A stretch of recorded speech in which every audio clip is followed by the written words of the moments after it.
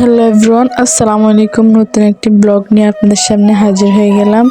আমাদের নিজের পুকুরের মাছ আজকে আমার আব্বু জাল মারছে আমাদের প্রজেক্টে। তো অনেকগুলাই কাকসি মাছ পাওয়া হয়েছে, যেগুলো ছোট মাছ, আর যেগুলো বড় মাছ ওগুলা আলাদা করে রাখা হয়েছে, আর যেগুলো ছোট মাছ ওগুলারও বলছে যে আজকে চটচটি করা হবে। মানে তাজা তাজা ছোট মাছগুলো যদি চটচটি করে খান অনেক মজা লাগে। তো আমার আম্মু এখান দিয়ে একদম পেঁয়াজ টেয়াজ, হলুদ মরিচ, কাঁচা মরিচ, টমেটো মানে সবগুলো একসাথে মিক্স করে সে নাড়াচাড়া করে দিয়েছে, যে তখন মানে এভাবে কষিয়ে রান্না করলে অনেক মজা হয়।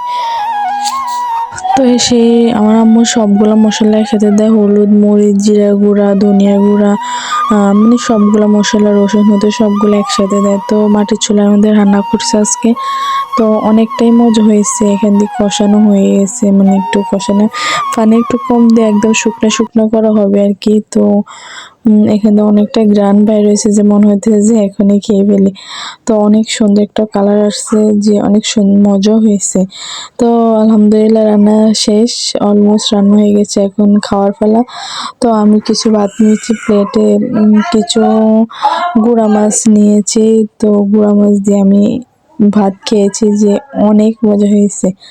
তো এখান থেকে আমি কিছুটা নিয়েছি, তো খেয়েছি। তো ভিডিওটি ভালো লাগলে আমার চ্যানেলটি সাবস্ক্রাইব করে দেবেন এবং বেল বাটনটি বাজিয়ে দেবেন।